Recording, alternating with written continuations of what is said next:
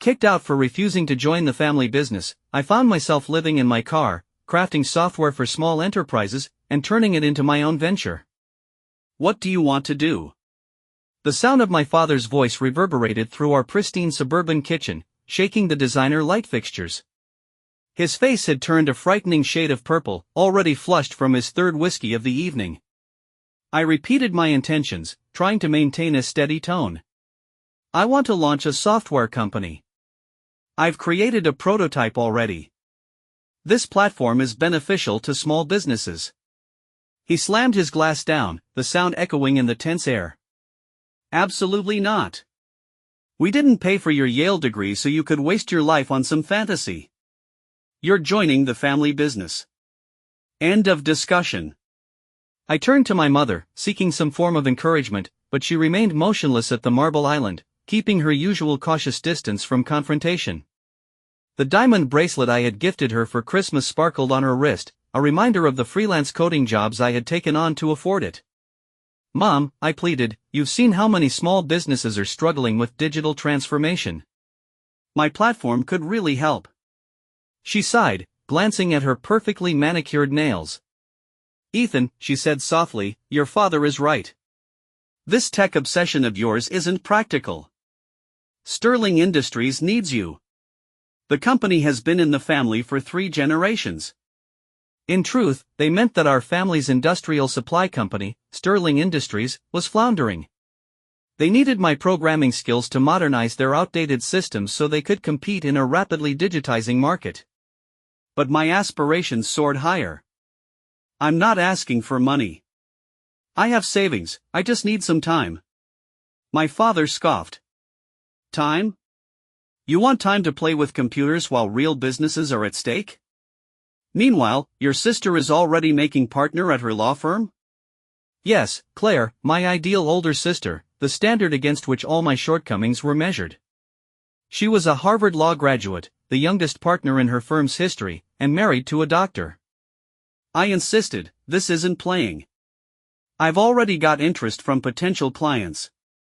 Small businesses need affordable software solutions, and the big tech companies aren't serving them." My father's glass shattered against the wall, liquor trickling down the expensive wallpaper as he yelled, "Enough! You have a choice, join Sterling Industries on Monday or get out. Let's see how long you last without our support."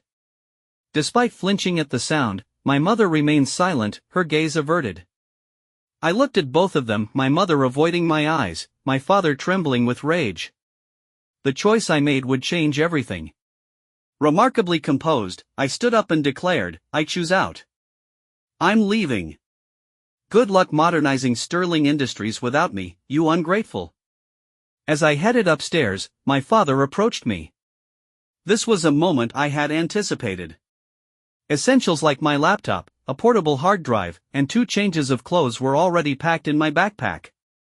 I had a safety deposit box containing vital paperwork that my parents couldn't access, along with the majority of my savings. My dad shouted up the stairs, "You have an hour, then I want you out of this house." I grabbed my favorite hoodie, my emergency pack, and took one last look at my childhood bedroom. My trophies from coding competitions, science fair awards, and the framed article about the high school software I created that caught Stanford's attention still adorned the walls. My phone buzzed. "Finn, my best friend, texted, Operation Escape still on? Happening now?" I typed back, "Plan B initiated." When I first decided to pursue my entrepreneurial dreams, Finn and I had rehearsed this scenario months earlier. I could stay in his small apartment above his family's deli until I was able to support myself.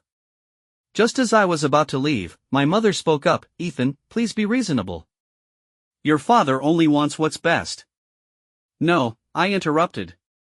"He wants what's best for Sterling Industries." "There's a difference." I walked out without looking back. It felt surreal.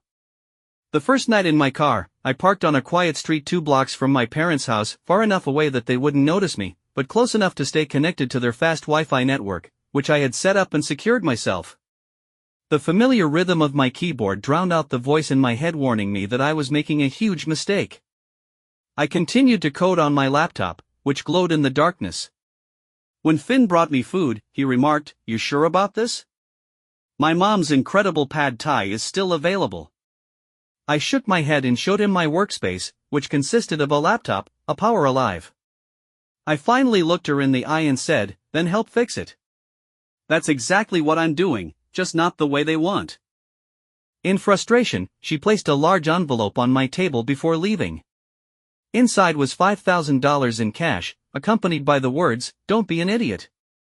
Come home."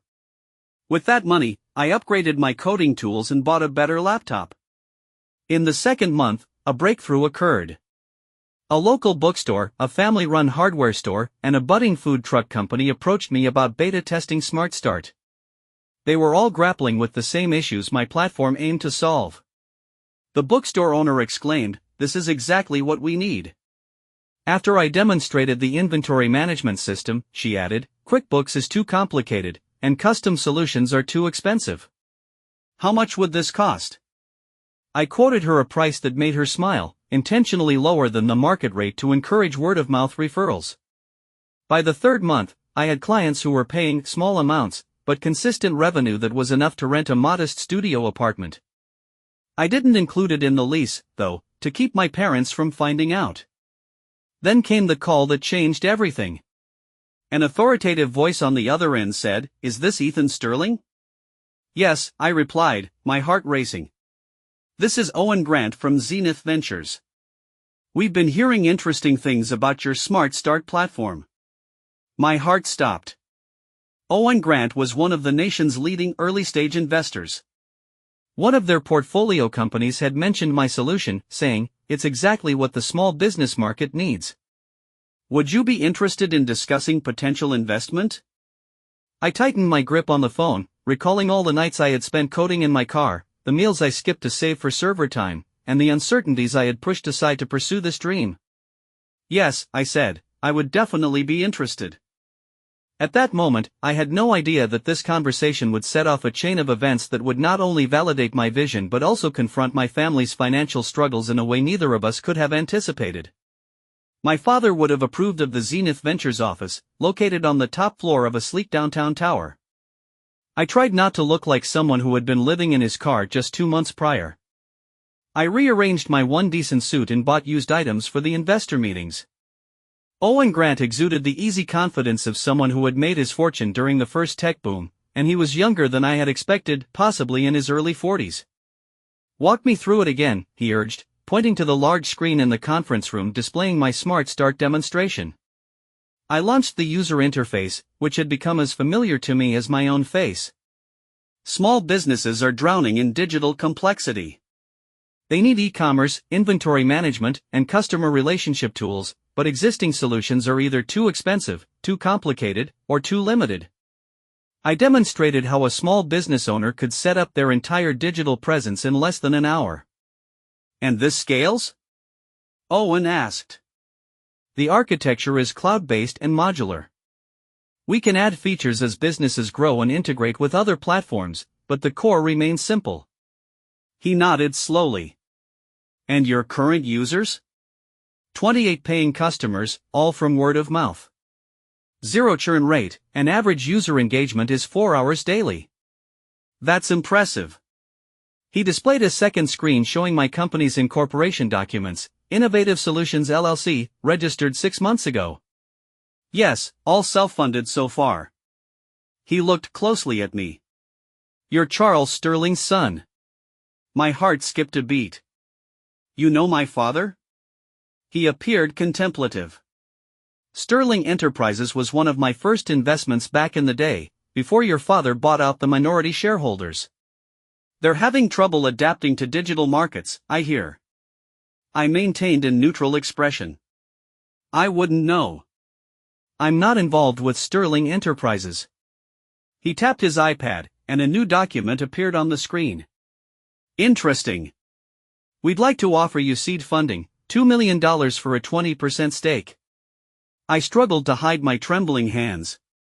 $2 million was more money than I had ever imagined I would have.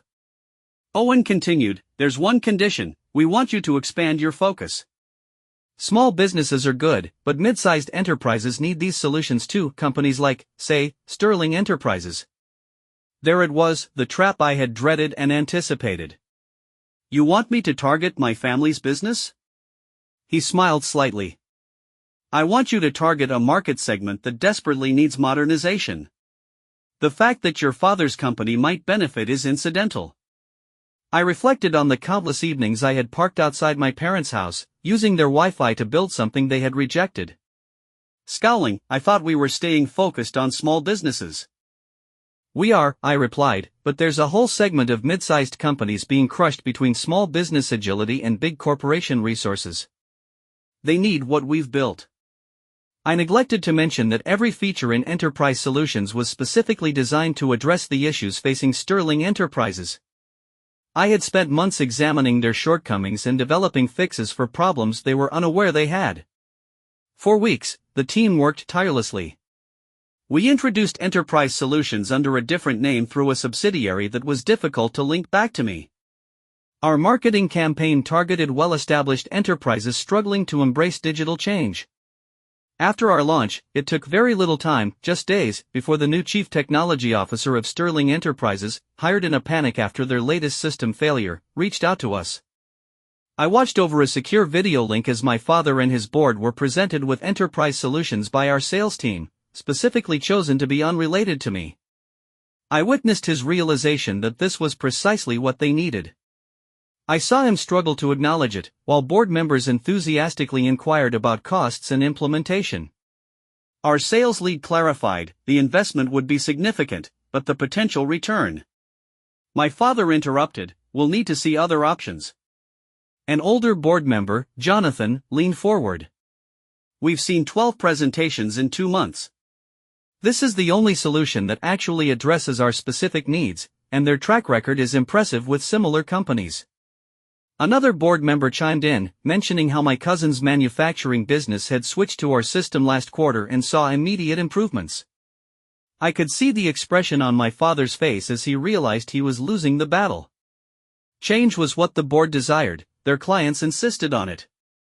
Their best chance of survival was with Enterprise Solutions. "Fine," he snarled, "start the procurement process."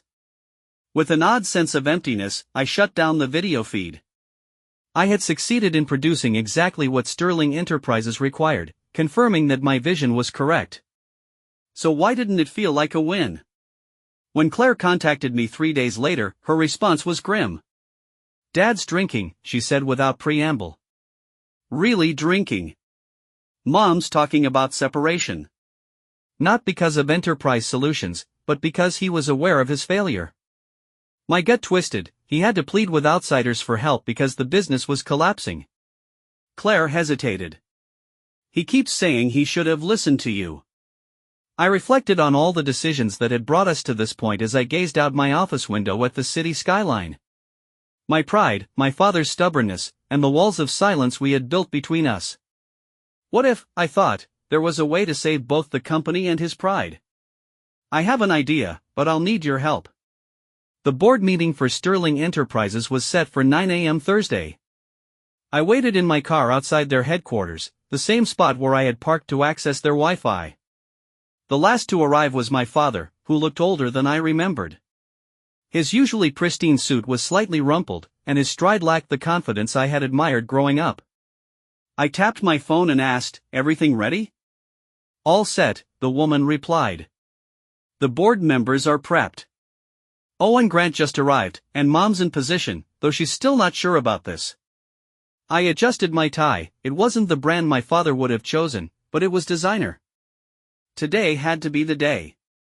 The Enterprise Solutions contract needed board approval by the end of the week. "Good luck," Claire said quietly. "Try not to enjoy this too much." Despite my nerves, I grinned. She knew me too well. When I walked in, the security guard looked twice. I had been escorted out the last time I was here after another argument about joining the family business. But now, I was back on my terms. As I entered the boardroom, silence fell. My father's expression shifted from astonishment to confusion. Owen Grant, seated near the head of the table, simply nodded as if he had anticipated my arrival. "What are you doing here?" my father yelled. I'm here to discuss the Enterprise Solutions contract, I replied coolly, setting my laptop down on the table. This is a closed board meeting. Security, my father began, but Owen interjected softly, Mr. Sterling is here at my request. As the majority investor in Enterprise Solutions, I believe his input is crucial to this discussion. My father's face turned pale. You what? I plugged in my laptop, displaying a familiar user interface, but not Enterprise Solutions. Instead, I chose to show them the original Smart Start dashboard, complete with my earliest designs and notes. I started building this the day you kicked me out, I said. Using your Wi-Fi actually completely passes you by. It was my mother who spoke first. Charles, listen to him. Startled, he turned to face her. She had never raised her voice in 30 years of board meetings. I've seen what Ethan built, she added. What he sacrificed to create it. This isn't about winning or losing, it's about family. Family, he laughed loudly. He abandoned the family business. No, I interjected. I found a different way to support it. Every feature, every innovation in Enterprise Solutions was designed with Sterling Enterprises in mind. Because despite everything, I never stopped believing in what this company could be. I approached his chair and opened a second document on my tablet, my initial business plan, penned in my car the night after I was expelled. The subtitle read, Project Phoenix, Modernizing Sterling Enterprises Through Independent Innovation. He fixated on the paper, a dawn of recognition crossing his face. This was your plan all along? Plan B, actually. Plan A was convincing you to modernize from within, but you weren't ready to listen. Owen Grant stood up.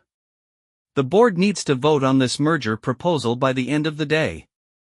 I suggest we take a brief recess to process this information. I was left alone with my father as everyone else filed out. He looked lost, sitting there and reviewing my business proposal. Finally, he asked, why didn't you tell me?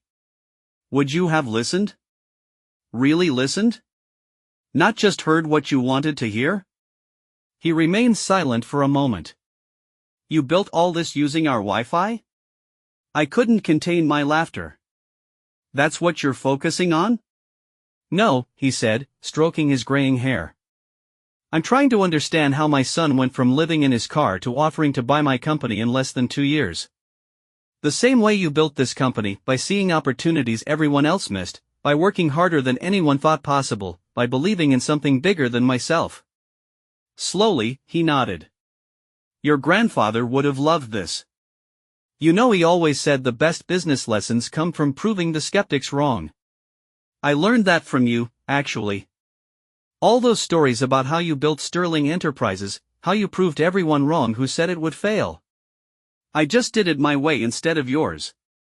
The merger was approved by the board in a unanimous vote after what felt like the longest delay of my life. My father cast his vote in favor. The transition wasn't seamless, change is never easy, especially in family businesses. However, Sterling Enterprises began to evolve gradually. The name was retained, but the brand was updated. My grandfather's foundational business was preserved, yet it was enhanced with technology to thrive in the digital age. Sterling's stability and Smart Start's innovation came together to create something neither business could have achieved alone. A year later, I sat in my father's office, now our office, having finally agreed to become chairman emeritus. The quarterly figures we were reviewing had surpassed all expectations. You were right, he remarked abruptly, lifting his gaze. About what? About everything.